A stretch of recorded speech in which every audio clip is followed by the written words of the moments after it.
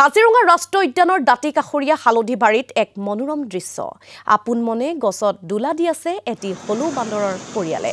উত্তৰ পূব ভাৰতৰ সৰ্বাধিক হলৌ বান্দৰ গিবন অভয়াৰণ্যৰ পাছতেই কাজিৰঙাৰ পানবাৰী সংৰক্ষিত বনাঞ্চল আৰু দাঁতিকাষৰীয়া হালধিবাৰীৰ পৰা কাঞ্চনজুৰিলৈ আছে ইয়াৰ অৱস্থিতি।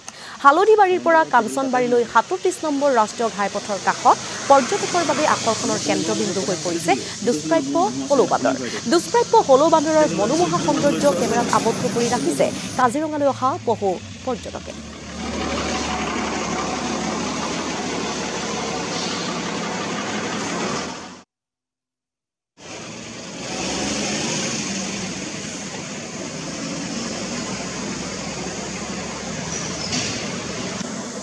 আৰু ৰাষ্ট্ৰীয় উদ্যানখনৰ হালধিবাৰীতে এই দৃশ্য দেখিবলৈ পোৱা গ'ল।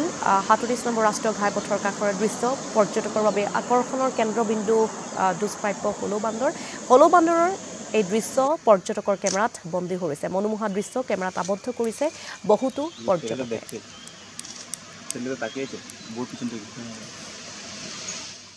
হয়, প্ৰথম কথা এটা গৌৰৱৰ বিষয় যে গিবন মানে হলৌ বান্দৰ, এই হলৌ বান্দৰ হৈছে এপ প্ৰজাতি বুলি কোৱা হয় আৰু ভাৰতবৰ্ষৰ ভিতৰত কেৱল মাথোন অসমতেই এই হলৌ বান্দৰ দেখিবলৈ পোৱা যায়। আৰু এই হলৌ বান্দৰ নামত এখন আমাৰ অভয়াৰণ্য আছে যোৰহাটত, গিবন চেঞ্চুৰী।